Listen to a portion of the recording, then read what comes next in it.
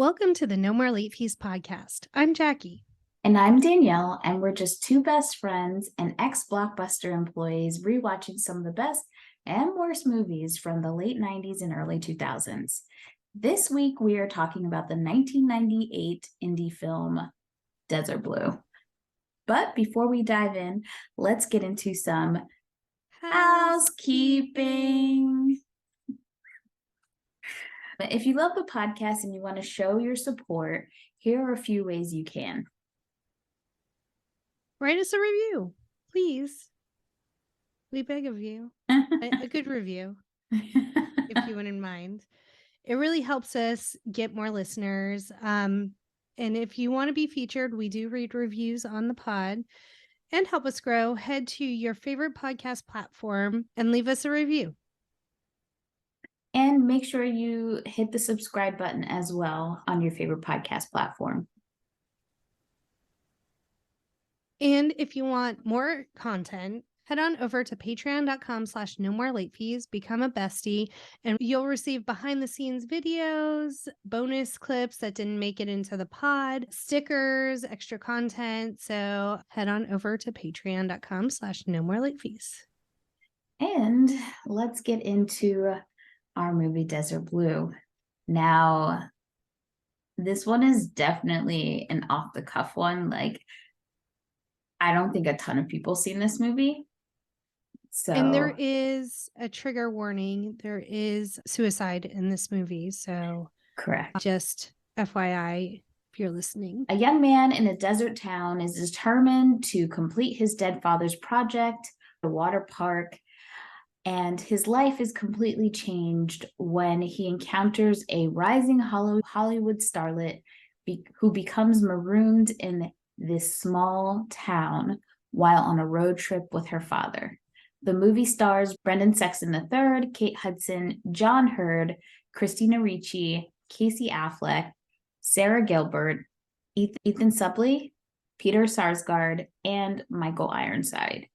The movie was directed by Morgan J. Freeman, not the Morgan Freeman, but Morgan J. Freeman, and was also written by Morgan J. Freeman. You can watch it currently on Prime, Pluto, Tubi, and YouTube. But before we start, let's get into our ratings rewind. So you know the drill. Before we get into the movie, we'll reveal the rating our Y2K versions of ourselves would give. Then at the end, we'll see if our current selves agree with our initial rating. Our scale consists of, would buy it again. The best, would play and repeat. 5-day rental. Would watch again. 2-day rental. Okay, but nothing to write home about. And same-day rental. Get those Glad bags ready, because it's trash. not the movie, but the rating. Yeah. So Danielle, what is your Y2K rating of Desert Blue? So when we saw this, it was like a top tier Jackie and Danielle movie. So, and I own it, I think. So if I don't own it on DVD, I know for sure I had it on VHS. Jackie? Same. I believe, if my memory serves me correctly, that this was like the very first Jackie Danielle movie. It came out soon after we started hanging out, watching movies together. And this was definitely on heavy rotation. Kate Hudson's premiere debut in a movie. Yeah. And I was not mad at her performance, even rewatching it. I was like, yeah, she had something. I read a Letterboxd review and they kind of just stated like how good she was in this movie and how after Almost Famous, she lowbrowed it into rom-coms and really dismayed her ability. I mean, obviously now we can look at her and see that she has a spark, but in this, it was just like she had been doing this for decades when you see her in this movie. The box office budget for this movie was $5 million, and it made about $178,000 plus. oof.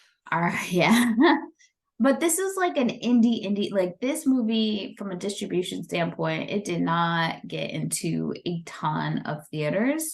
Roger Ebert did give it 3 stars. I think now if we look at this cast, this is one of those movies that you go back and say, like, one, remember back then a lot of these people blew up or did other bigger things. And then the other element to it, there was like 2 different teen movements happening during this time in the 90s, in the late 90s. So we had like the 10 Things I Hate About You, She's All That, those kind of movies, and like Can't Hardly Wait, where you're getting like all these different teen casts together. But on the flip side, you had like this indie movie movement happening with an again young teen cast that were like totally the opposite of like the shiny Hollywood teen machine. Yeah. But they were all happening at the same time, and there was a lot of crossover too. Like, you know, it wouldn't be like you just see these people in just the grittier teen movies. Sometimes they were crossing over into the more Hollywood ones. If you look at Christina Ricci in this movie, this is like she did a few movies in this time period where you could see she's really trying to shake her child actor persona and grow into more adult roles, which we have seen time and time again, especially from the Disney starlets. So we saw a slew of movies with her being grittier, and this is definitely one of them. It's not Casper, Christina Ricci for sure. Her character in this movie is wild. Yeah. Yeah, 100%. So this was shot in Goldfield, Nevada. I actually have family from Goldfield. My great grandfather like lived there. He grew up there. So it was kind of neat to read that little tidbit. And I asked my mom about it. She said she wasn't sure if he was born there, but he definitely lived there. And the 2 tidbits she had was he threw a $20 gold piece down an outhouse.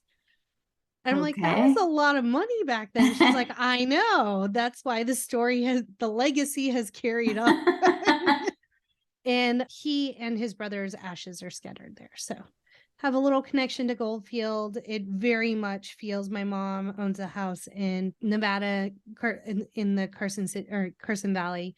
And this very much feels like a Nevada town, small Nevada town. Kids have nothing to do, very much like my mom's town that she lived in. She literally bought us ATVs so that we would have something to do, because it's literally in the middle of the desert. So I felt a kinship with the kids in this town and being bored and making their own fun. Yeah, I think it's one of the reasons that we probably gravitated to the movie. Now that I think back, like before I rewatched it, if you had asked me what this movie was about, I couldn't tell you. I could not remember the plot of this movie. It had been so long since I seen it. And when rewatching, I was like, wow, we were very bored. And not just, I don't want to say we were bored because the movie was boring, but like, I think the element of these kids trying to figure out how to entertain themselves was something that we related to in our very limited access to things at the time growing up. And I also think that we were just so thirsty for these kinds of movies that weren't like cookie cut. They felt like real people that we could relate to. So agreed. And there is also that kind of like, I think we've talked about it before. It's almost like we have a secret, like there's this really cool hit movie that we know about and no one else is talking about. There were quite a few of those for us. Welcome to the Dollhouse was another one where it was like these little best kept secrets and everyone else is talking about the 10 Things I Hate About You and stuff. And we're like, oh, well, we watched Desert Blue. So. Yeah. It was always really good to like kind of put those film bros in their place because they like always claim they know things, and you're like, oh well, I've seen Desert Blue. Or I think the other element as to why we probably saw this movie was because we were definitely on a Brendan Sexton III like obsession, because we loved him as Warren in Empire Records. We loved Welcome to the Dollhouse. There was this one and Pecker that comes out, I think came out the next year, again with Christina Ricci. He is very much a common thread in most of the indie movies that we hold near and dear. Yeah. I think we just like loved him a lot. But yeah, let's dive into this movie. And I'm going to preface, this is not a movie that is fast-paced. It is very indie. Like the plot is pretty basic. Like you're not getting layers and layers and layers. It's just people living, essentially. Yeah, there is a lot of exposition, so we'll probably go through this pretty quickly. Yeah. Because it's just a lot of how people interact with one another. Yeah. So the opening shot is a very weathered sign. It says Baxter Beach. Very obviously, they are in the middle of a desert. So what beach, where? And it looks as though it's kind of a half-done water park. Blue, played by Brendan Sexton III, is refinishing some canoes. And his friend, Kale, played by Ethan Suplee. Sorry, Ethan. I should know. He shows up and he's talking about how they can earn $10 an hour helping to redo the town hotel. And Blue is very much on a mission. He keeps talking about how this was his dad's dream, was to build this water park to get people to come to the town. And so he's set out to kind of fulfill that for his dad. We learn more about his dad in the hotel later on, but that's kind of all we get for now. And then we see an 18-wheeler drive by. It has the branding Empire on the side. And then Casey Affleck, who from now on we will just call by his character name, which is Pete, shows up on his brand new ATV because he is very into all-terrain races.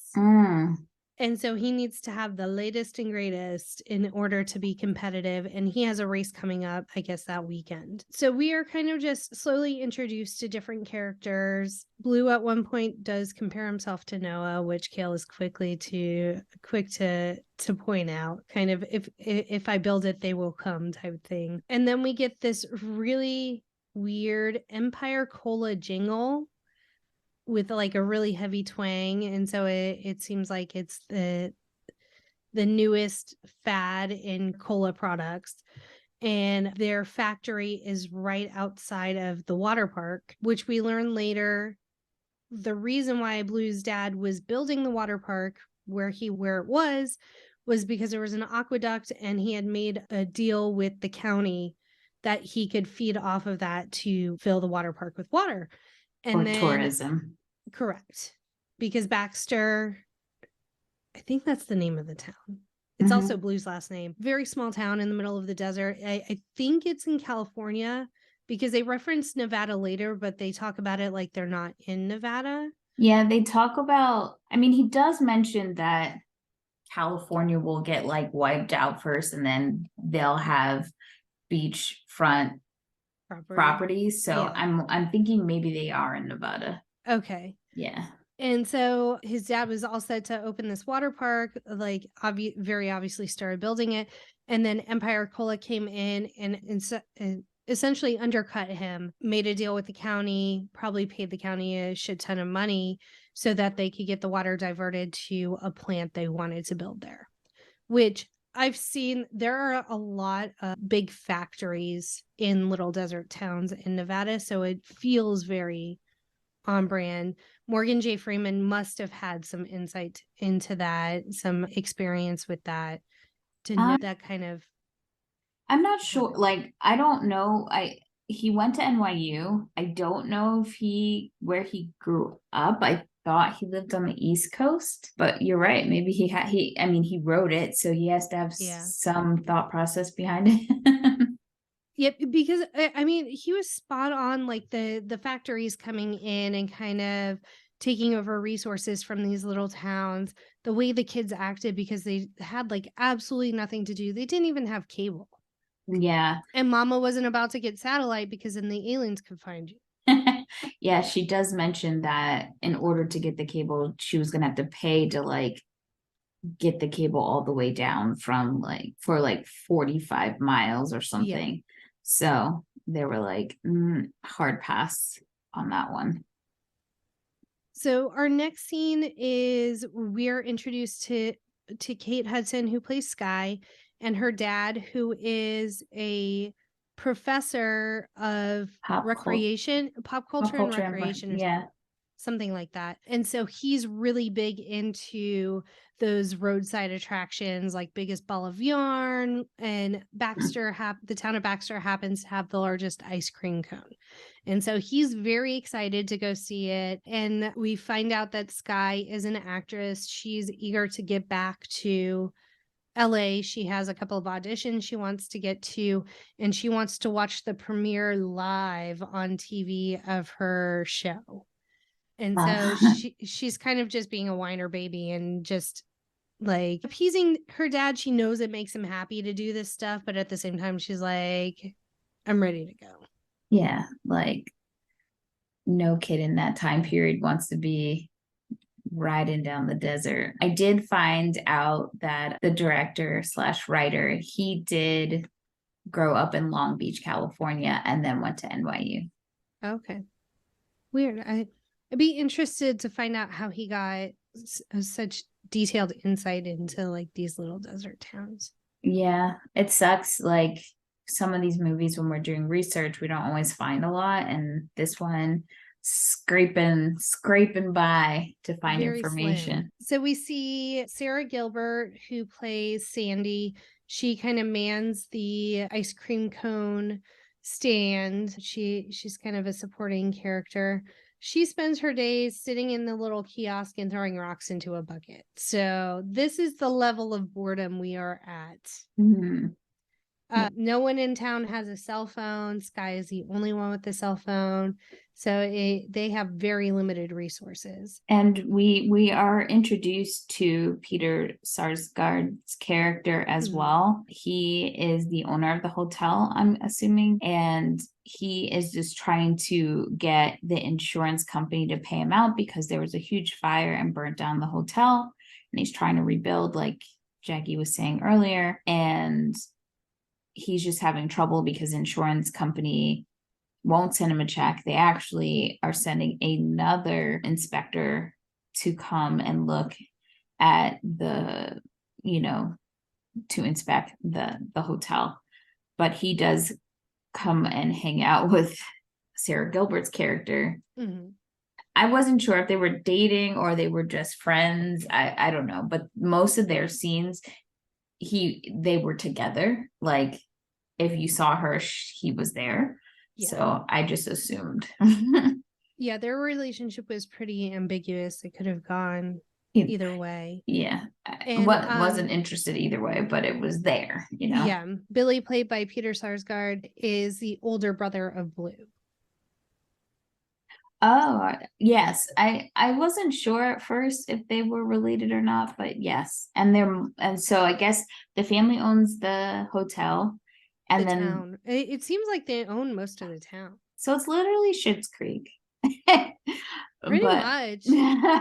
They own the hotel. There's a restaurant. They own the diner. Yeah, they own a diner. The ice cream cone. The ice water cream park. And the water park. Yeah, they own the town, like on Schitt's Creek. And the mom is a little kooky. Yeah.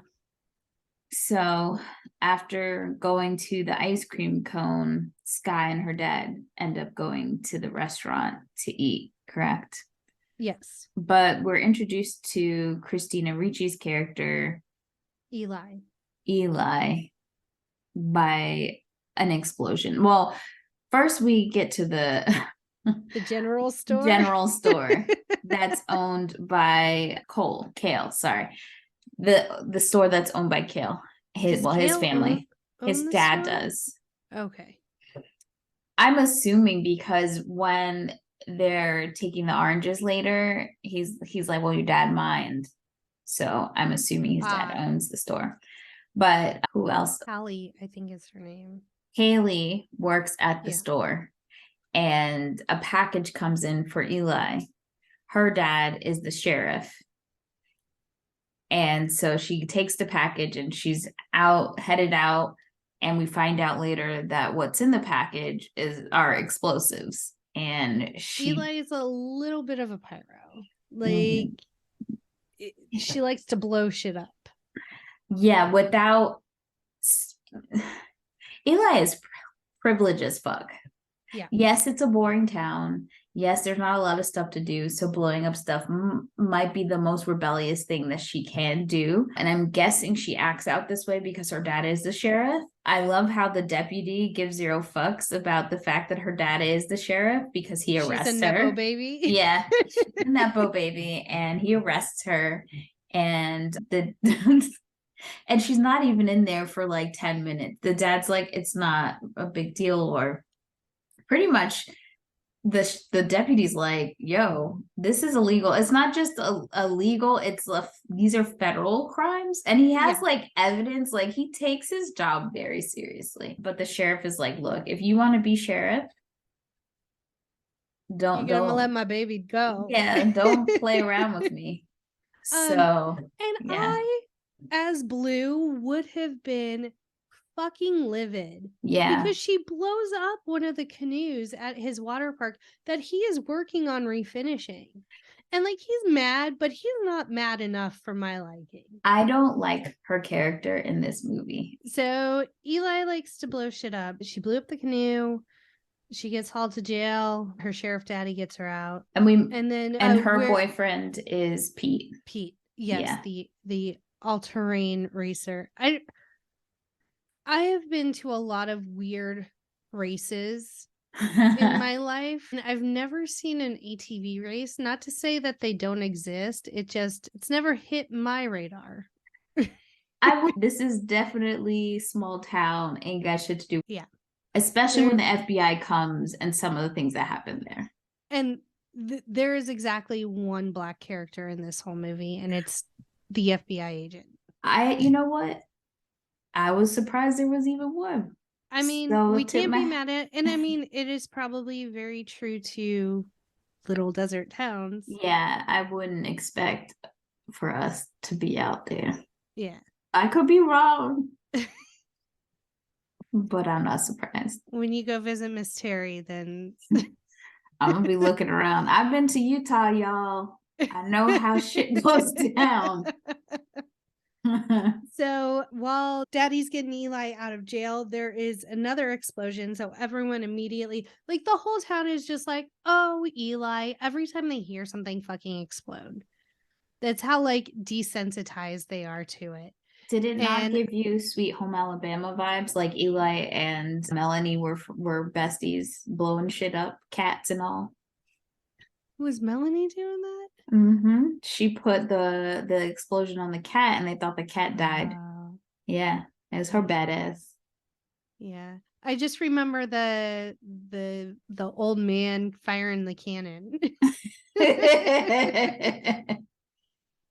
So they hear another explosion. Everyone's like, oh, Eli, but Eli was in jail. And so they're like, oh, what the fuck was that if it wasn't Eli blowing shit up? So they go and they see a 18-wheeler tanker has overturned. Apparently the driver took the turn too sharply. But he's sitting there and he's like, my arm's just hurting. I'm pretty much okay. And so the town doctor shows up and takes him to be looked after, get a little checkup, and then everyone is like, what the fuck is that smell? And it's whatever liquid secret ingredient. Yes, the secret ingredient for the Empire Cola, and it is concentrated, which is how the driver like validated it's stinking. But everyone's like, this is awful. we need to, and wasn't it foamy too? It was foamy. All of it was real sketch. And then, you know, I'm watching this movie brand new, right? Like, I don't remember anything. And I was like, oh man, it's going to be a conspiracy. They're going to take down the cola machine. And like, I'm thinking all this stuff is going to happen. You Not could at all. have been more wrong. So wrong. Someone actually said that this was like a less heavier version of the Oliver Stone movie U-Turn in this. And I'm like, in ways, yeah. U-turn light. Very 3-point turn. Yeah. Yes. So Sky's dad, I never get a name on him. I just call him Dad the whole movie. Dad's like, I saw the whole thing. And so they're like, well, we need to bring you in for questioning. They do a full background check on this man. And he's like, why are you inquiring? Like, I just was telling you what I saw. Like, why are you checking me out? Like, what is happening? And they're like, oh, well, we just want to be sure. Yeah.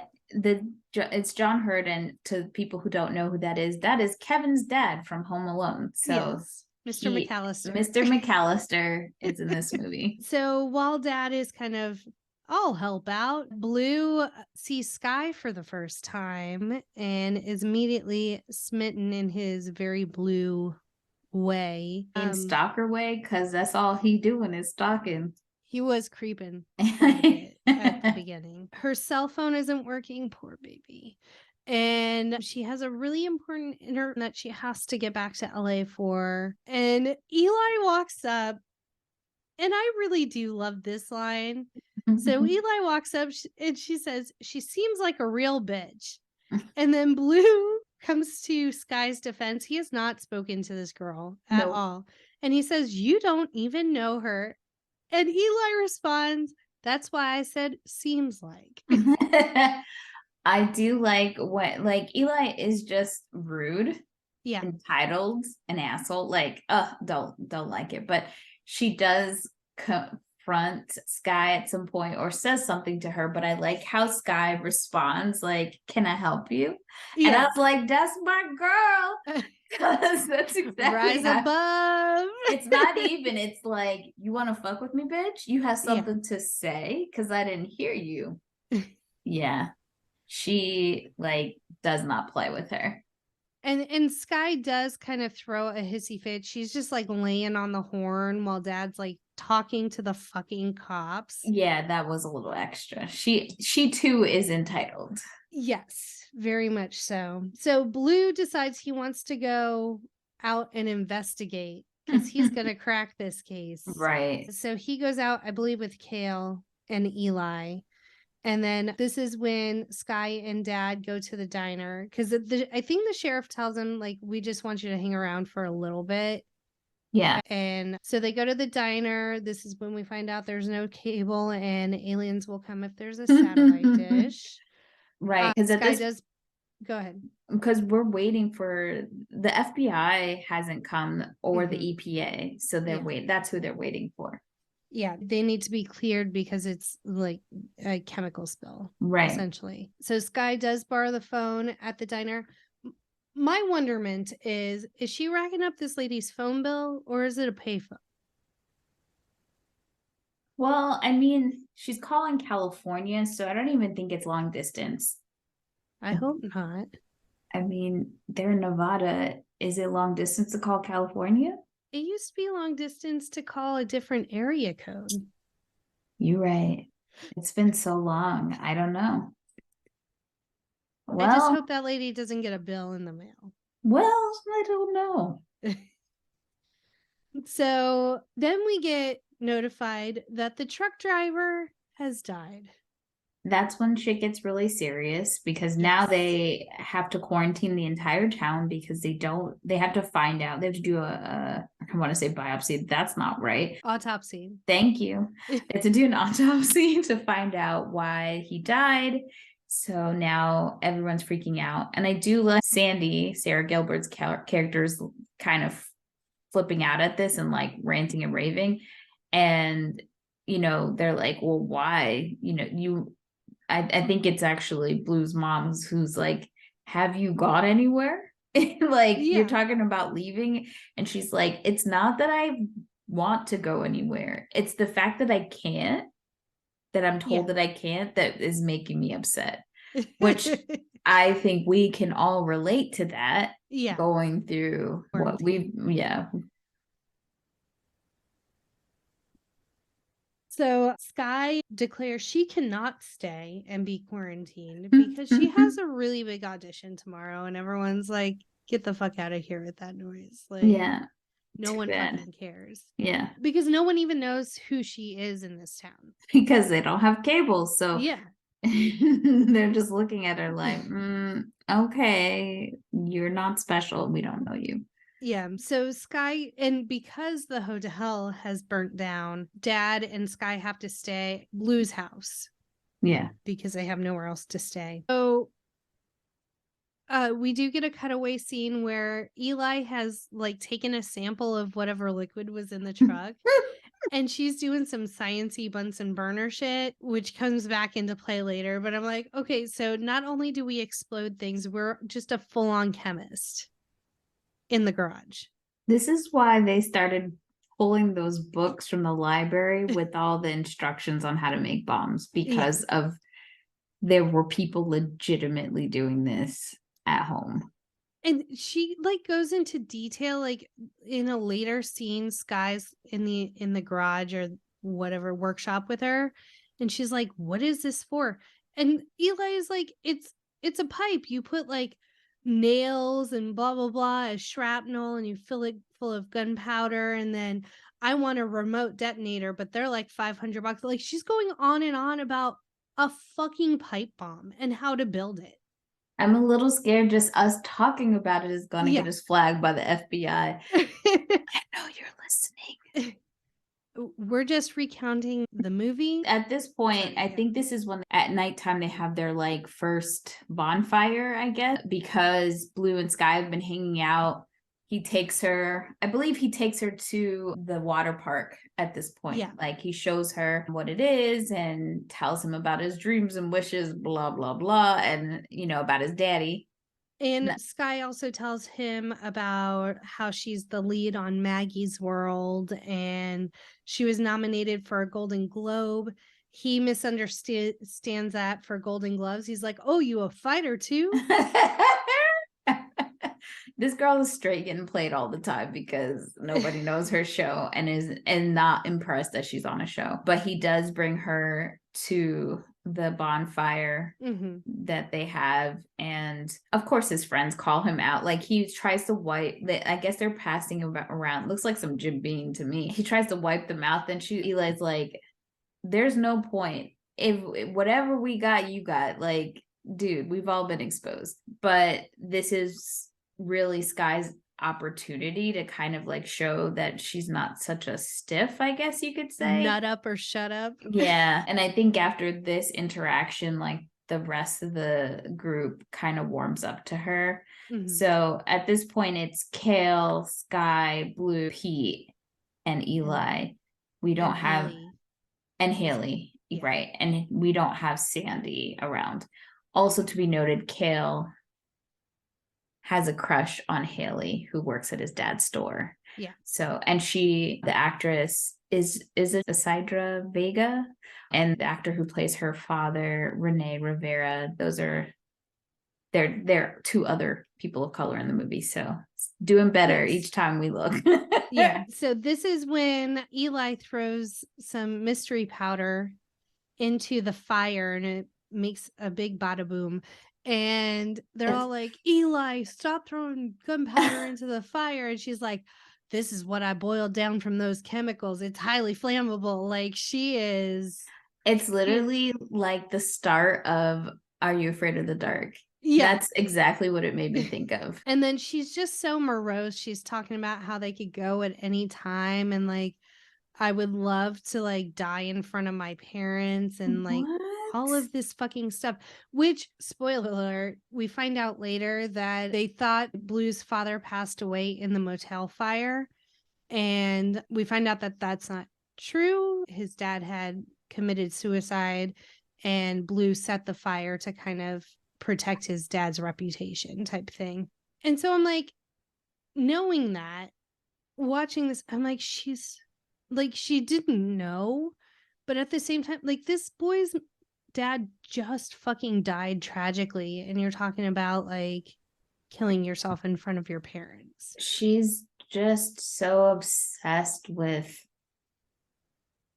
I never quite understood people who felt the need to be so extreme, almost as if like they were so bored in their life.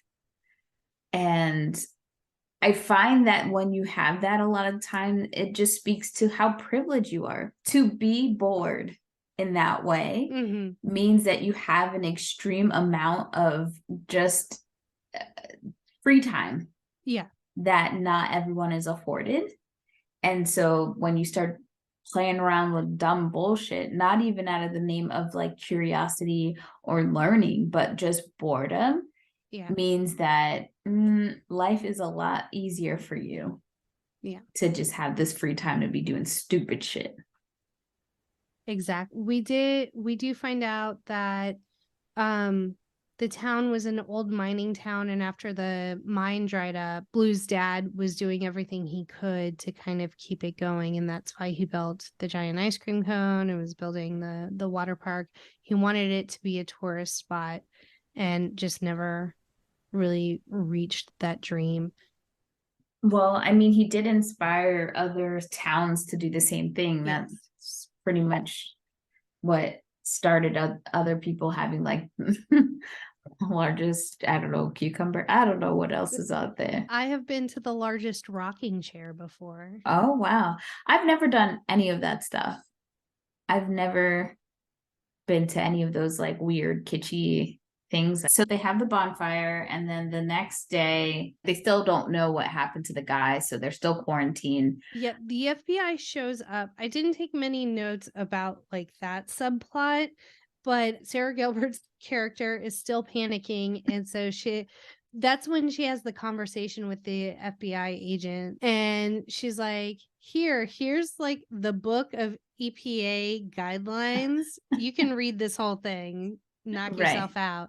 And that kind of appeases her for a while. Dad and Skye go and like kind of walk around the hotel and are looking in it and stuff. And then Billy gets a word that insurance is not paying out on his claim because they're saying someone set fire to the hotel. There is evidence of arson. Yeah.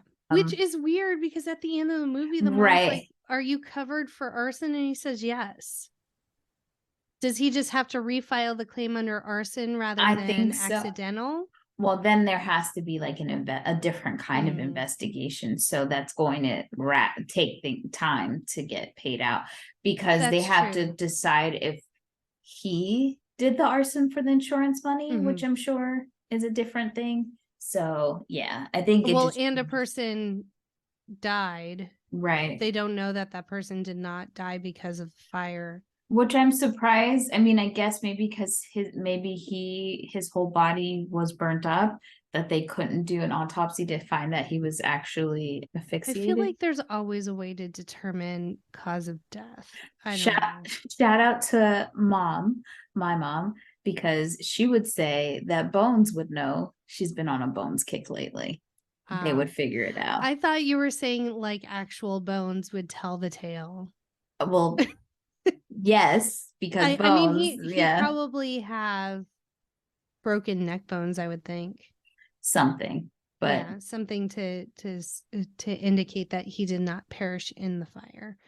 So now I don't know. Blue is painting his canoes, just working diligently on the water park. And this is where we get the term, Danielle, Fromby. What? So Pete asks Blue if he got a Fromby with Skye. Did you miss this part? Apparently. And Blue is like, what the fuck is a Fromby? And Pete says, from behind.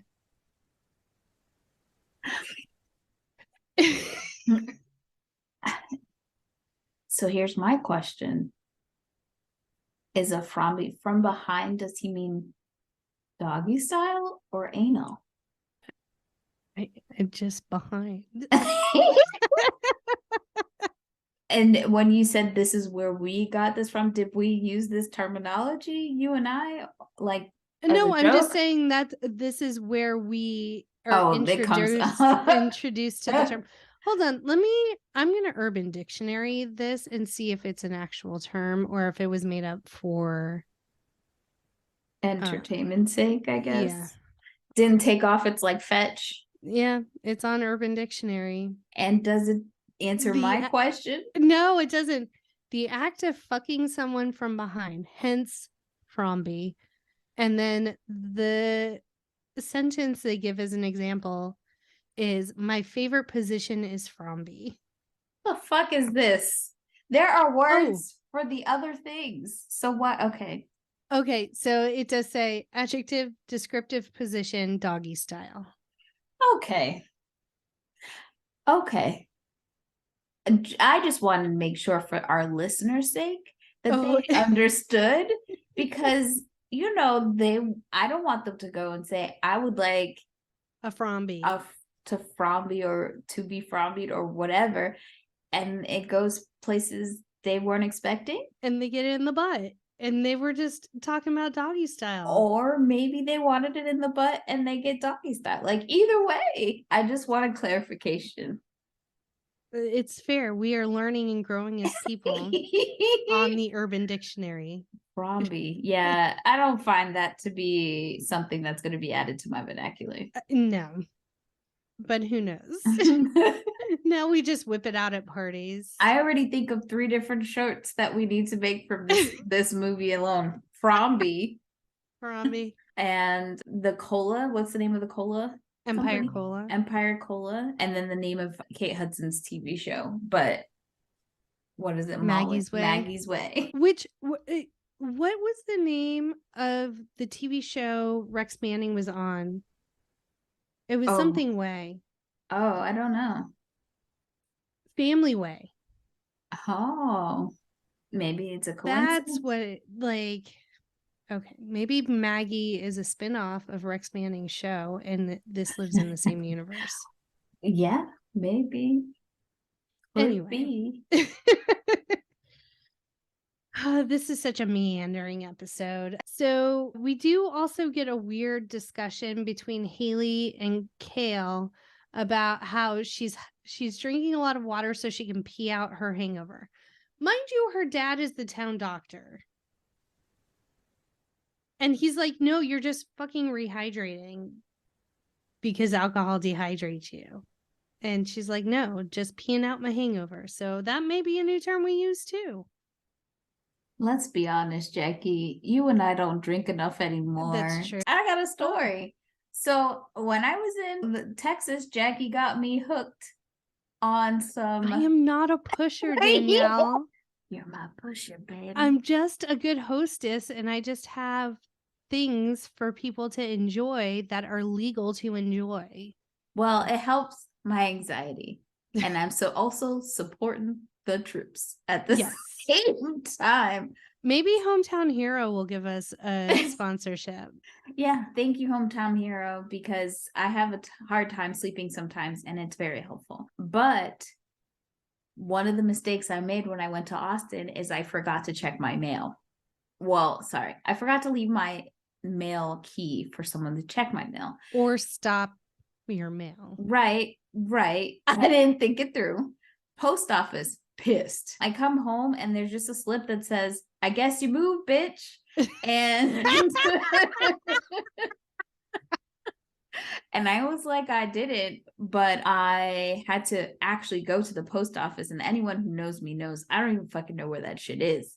So I went to the post office and I was just like, hey, I would like my mail and to let you know that I did not move. And so the lady was like, okay, no problem.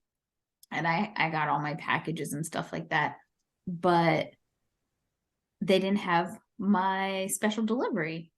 And I was like, hold on. I have the tracking number. It says it's in Boynton. Where it at? And she's like, so I feel like the post office stole it. They probably saw it was from Hometown Heroes and they were like, that's some legit shit. Yeah. Coming home with me because this bitch moved. Yeah. And then they gave me that crepe array shit.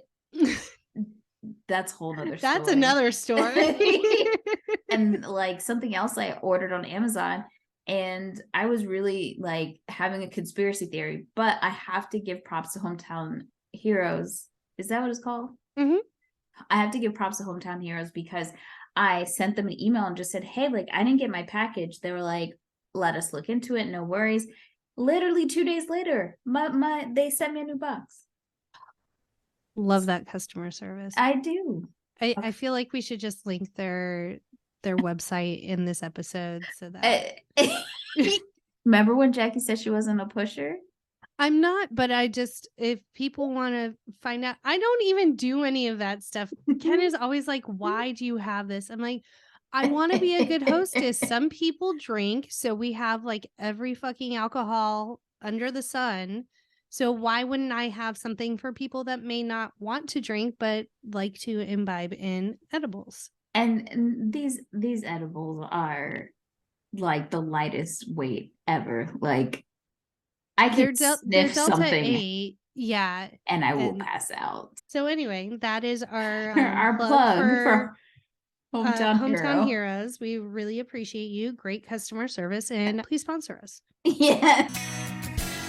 Did you grow up with a lack of parental supervision? Do you know all the lyrics to The Fresh Prince of Bel-Air? Remember Mayor McCheese and the Fry Guys? Have an inexplicable love for the California Raisins? Can you remember Madonna's original phase? Then you might be a part of the Doom generation. Laugh until you cry with us each week as we stumble blindly through the memories of the movies and other random things that doomed us to be the salty, sarcastic, sardonic ladies you want to hang with. You know us, you love us, you can't fucking live without us. Doom Generation, available everywhere you find podcasts.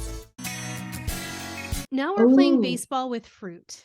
Ooh, yes. That I do recall this being a formative memory in my brain for some reason.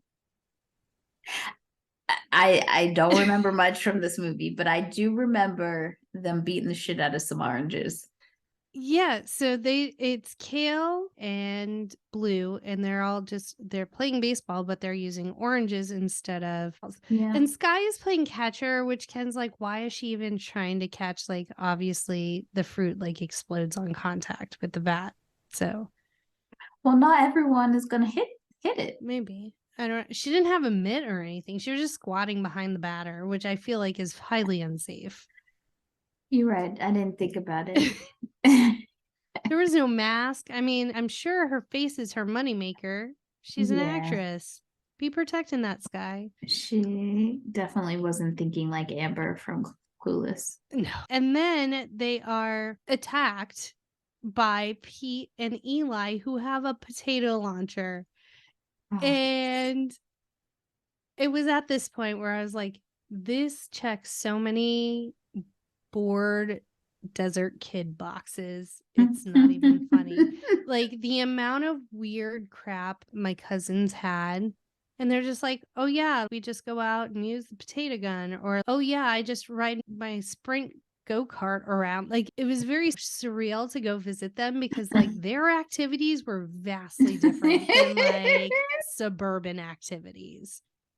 Yeah. I mean, I watched your home videos from camping and watched Jackie and her family, her siblings and cousins had an entire session where they painted rocks. Non-ironically. Yes, I guess. And this wasn't even that group of cousins. This was like the second cousins that lived in Nevada. Like the rock painting was even different from the activities the Nevada cousins did. So yeah, I was exposed to a wealth of different lifestyles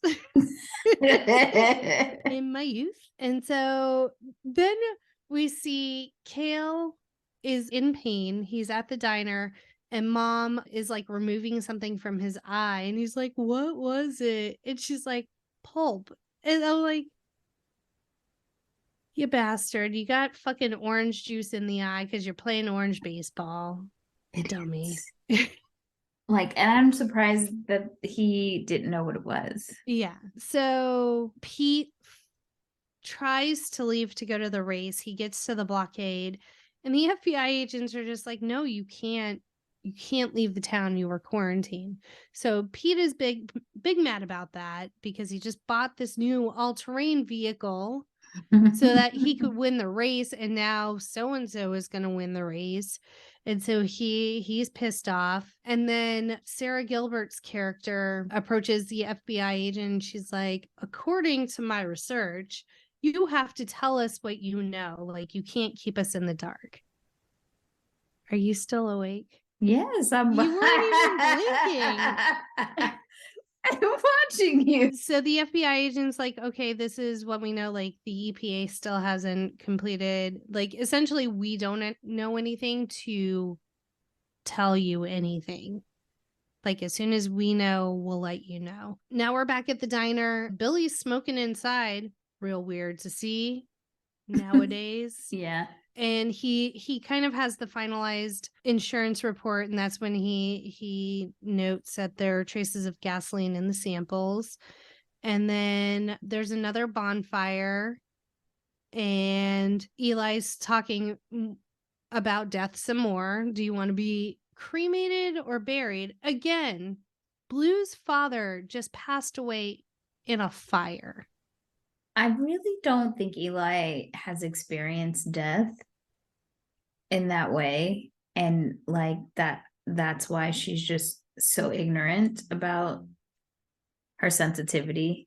Plus, I think also Blue is repressing a lot of stuff too. Like, Yeah. he obviously was carrying a lot. Like, he found his dad dead, had to drag him to the hotel, and then decided his dad was at the hotel. Oh, he found him in his hotel room. Oh, okay. But he still had to take him down, put him in bed, and then set the hotel. Were his parents split up?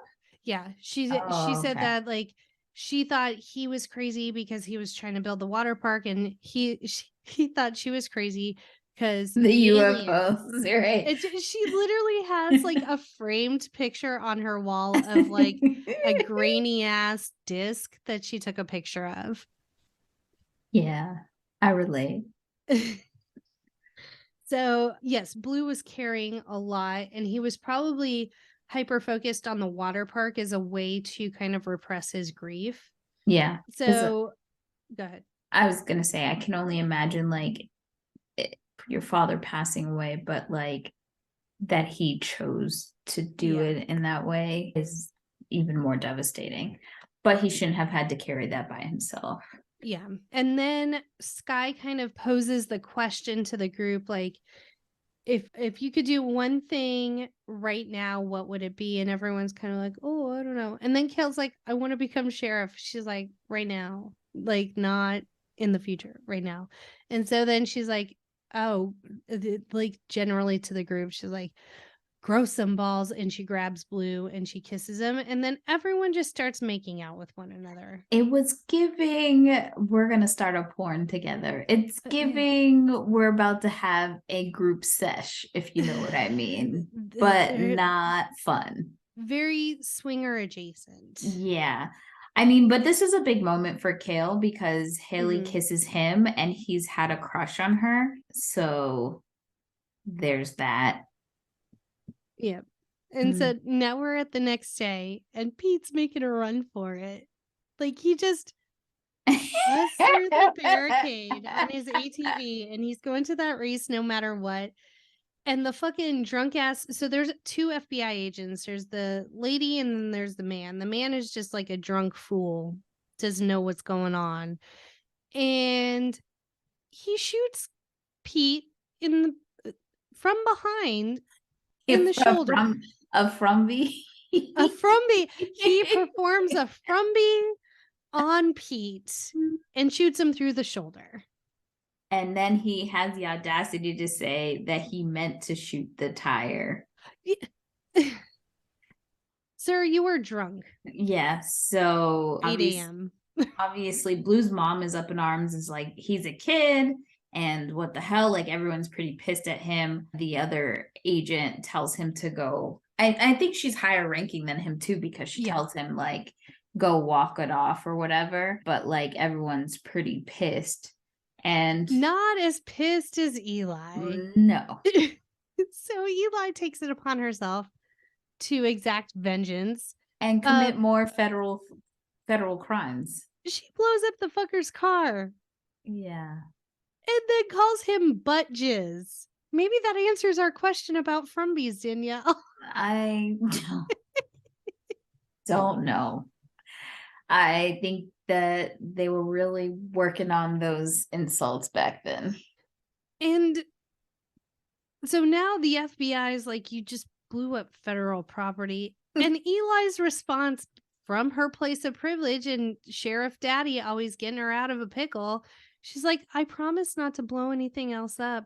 That's not like, she's prompted by that. They say, well, do you promise not to do this again? And she says yes. She doesn't. I swear, if they didn't say that to her, she wouldn't have said shit. She was just like, whatever. True. And I'm like, I was mad. I was like, y'all getting let her get away with this shit again? It's crazy. So now there's good news. So if Pete just had waited a couple more hours, he would have found out that the autopsy results came back. The driver died from a blood clot, and it was nothing to do with the chemicals, which I still side-eye. Mm-hmm. So Baxter, the town of Baxter, is safe. And now Sky is less sad because she has to leave Blue. I'd have been like, boo, come with me to California because ain't shit happening here. Do you all even go to school? Like, how old are they?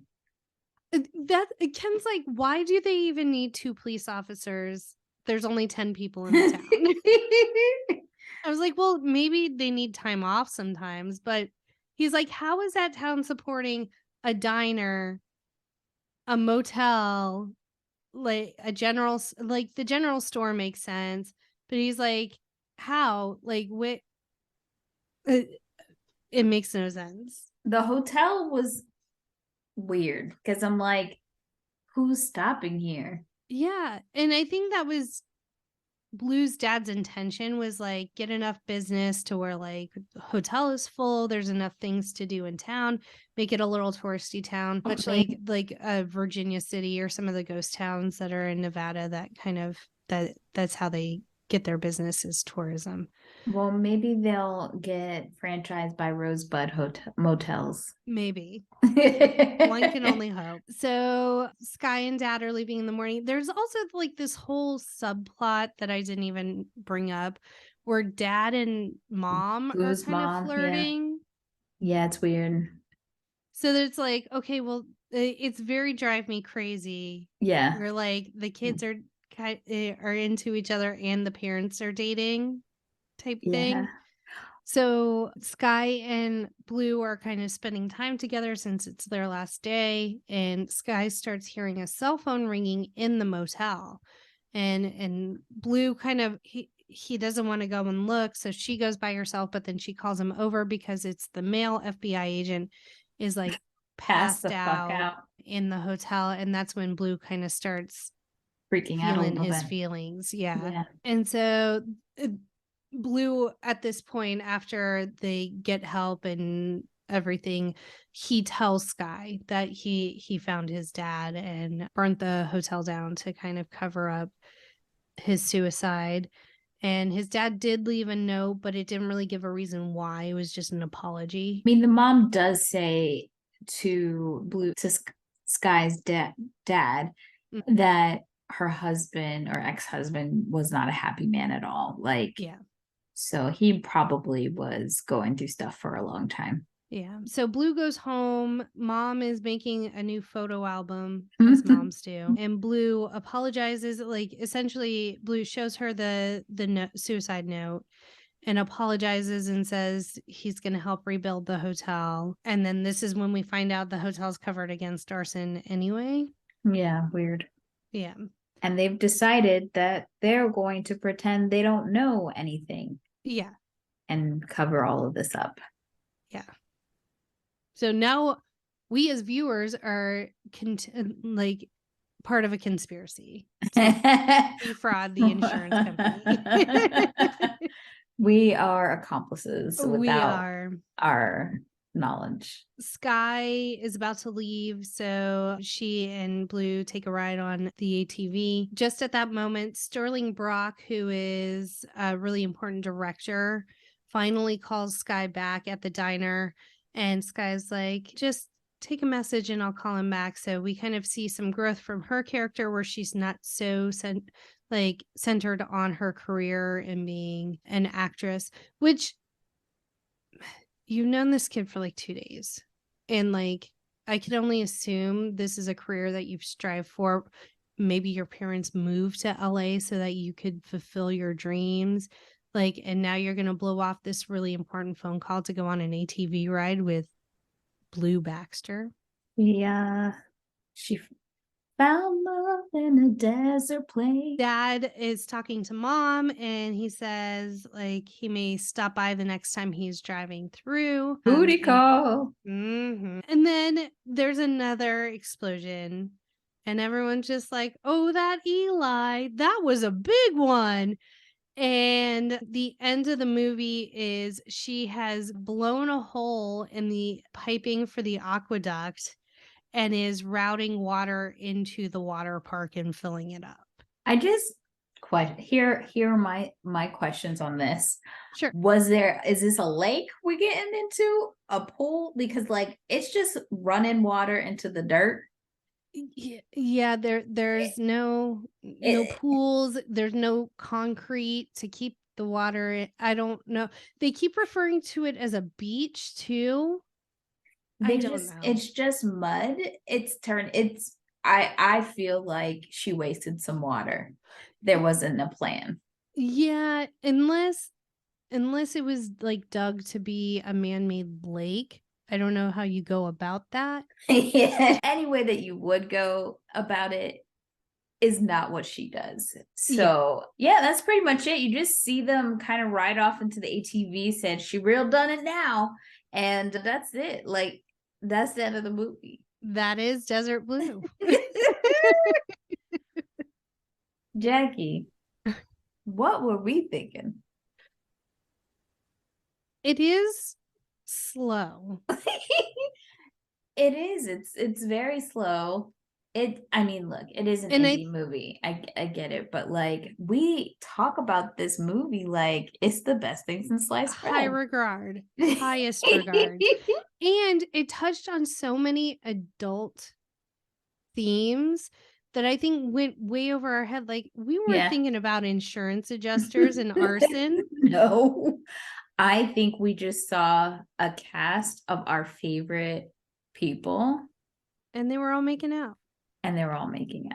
And Christina Ricci was blowing shit up. Yeah. Yeah. It is to be noted that Morgan J. Freeman, when he was at NYU, he did get an internship with Todd Solondz. I hope I said that right. And he hired Morgan to work on the crew of his film, Welcome to the Dollhouse. And while he was on that crew, he actually was promoted from production assistant to second assistant director. And this is when he actually befriended Brendan Sexton III, who he had star in his debut film, which was, I think, actually his thesis for Hurricane Streets. And that's important because, like, when you look at this cast, you kind of say, okay, what made all these people decide to be in this film, right?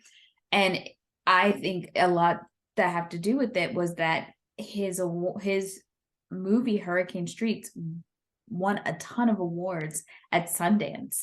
So like he did this film for school essentially and then submitted it to Sundance, and I think it was like the first time somebody had won like 3 awards there or something. I don't know the specifics, but yeah, I think everyone was like, well, this is the guy, you know. And so he made Desert Blue after that with Brendan. You know how there was that TikTok trend where people are going up to actors at like cons and like telling them their favorite movie? This is the perfect movie to do to one of these cast members. Yeah.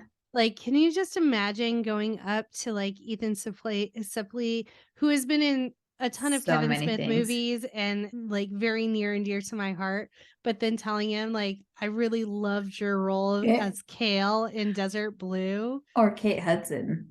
Yes. Desert Blue girl. That was it. We saw the chops a mile away. We knew. We have been on the Hudson train since day one. So Brendan, and it is to be noted that Brendan and Christina were in the movie Pecker together. Kate Hudson, Casey Affleck, and Christina Ricci were all in 200 Cigarettes, both movies we've covered. And then Casey Affleck and Kate Hudson both starred in The Killer Inside Me in 2010. I'm sure there's actually more crossover than that, but I can't think of anything right now. Well, and I was thinking about it. They didn't share very many scenes, like Kate Hudson, Christina Ricci, and Casey Affleck. Yeah. Didn't really share many scenes in this movie. And they shared very few. I think it was like at the end of 200 Cigarettes when Casey Hudson's character got together with Casey Affleck's character, but I'm sure they didn't and Kate didn't. No, I'm sure they didn't get an opportunity to like spend much time on set together, even though they were in subsequent movies. Yeah. I feel like maybe behind the scenes they hung out more on this film because it's such a small film. But yeah. Another fun fact, Freeman, the director, he produced the little MTV reality TV show called Laguna Beach. And he also created and executive produced the show Maui Fever, and he also produced the reality show 16 and Pregnant, Teen Mom, and Teen Mom 2. So can thank him for those gems. Thanks, Morgan. All right. I think we are ready to tell everybody that if they have questions, if they want to get mad at me about any of the rants, I don't even know all the things that I said today, or if they just want to say hi to us, hit us up at No More Late Fees on Instagram, Facebook, TikTok, Twitter, or YouTube. And let's get into those ratings. I guess I'll start. I'm torn, you know? I hear you. I don't know.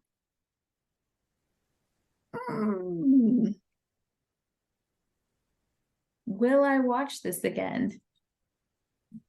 I don't think so, Jackie. The same day?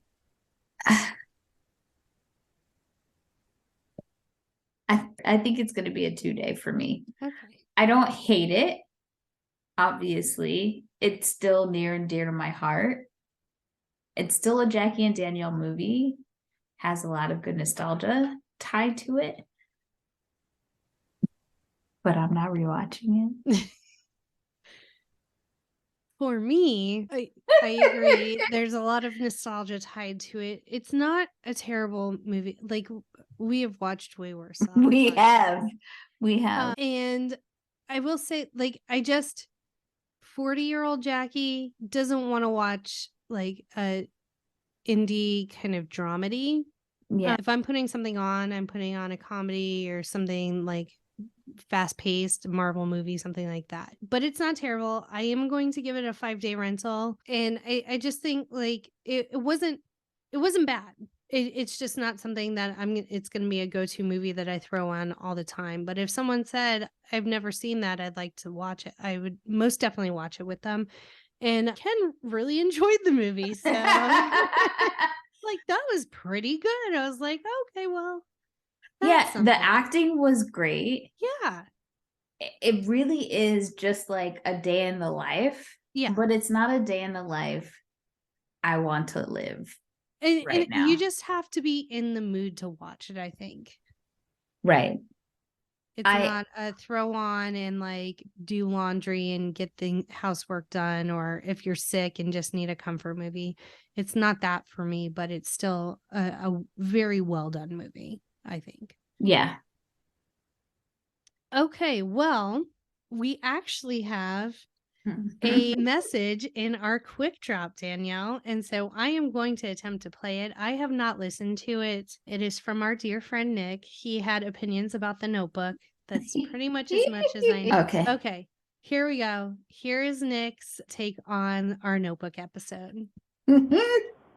Hey, what's up, Jackie and Danielle? It's Nick. Driving to work. I just finished the Notebook episode. It was a delight. But I can't get like 3 thoughts out of my head, so I had to get them out. So number one was thinking about the sort of like speaking on behalf of like cis hetero white dudes of a certain age, and how what a glow up Rachel McAdams in the Notebook was for us. Because like we went from like, you know, teen, you know, babes, quote unquote.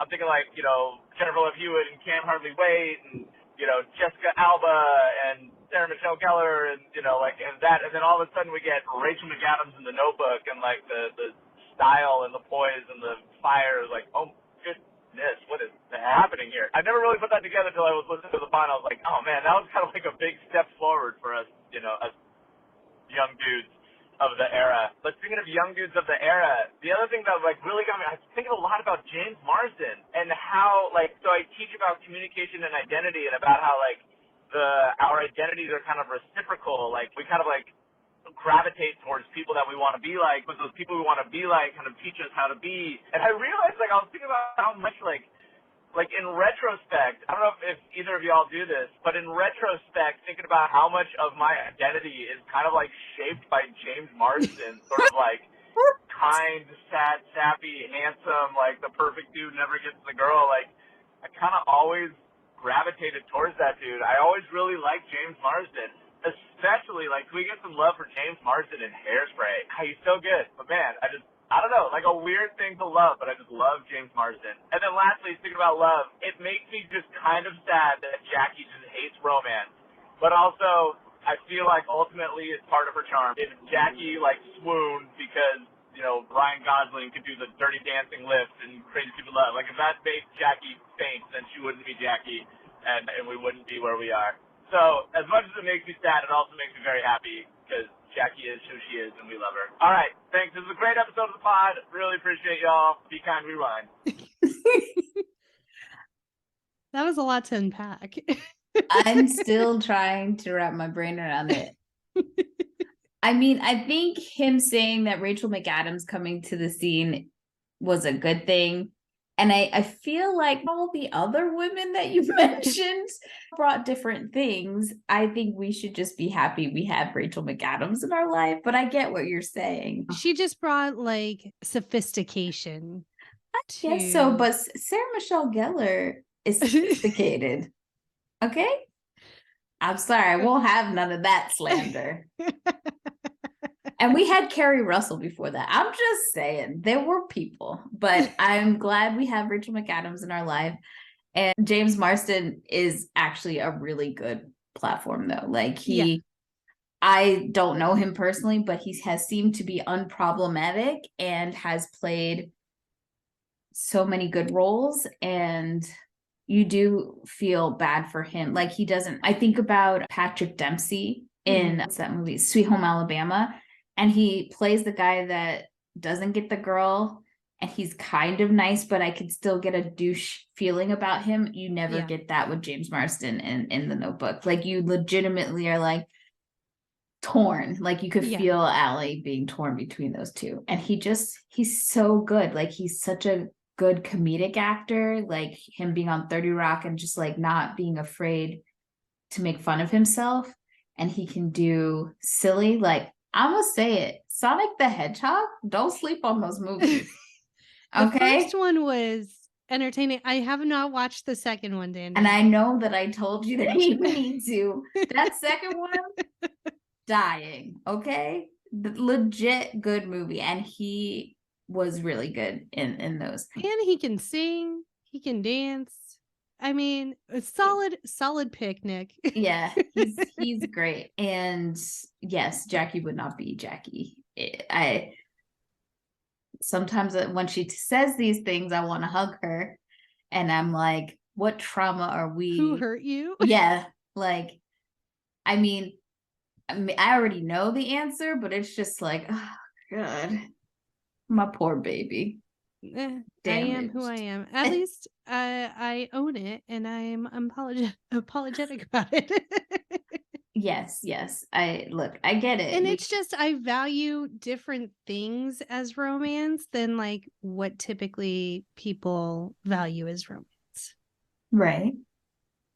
So it's just a lot of the tropes just don't get me the same way other things do. Well, my sister would say my Cancer and Gemini placements in my Venus house make me a fucking sapsucker for this stuff.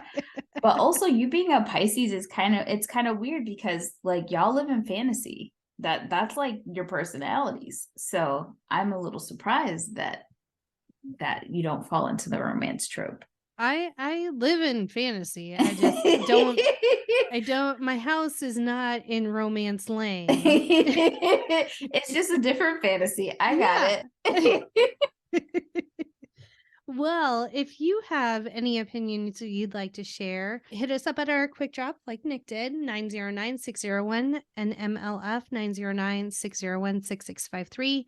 Twat us at the Twitters or leave a message on our Anchor FM account, which is great for our international listeners. And you could be featured on a future episode. And join us next week as we celebrate the 20th anniversary of Daredevil, and our pals Mike and Mike are joining us again, which super excited for that. Absolutely. Anytime we can talk Marvel with them is a really good time.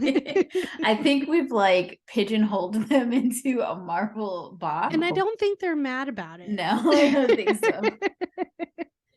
And as always, be kind and rewind.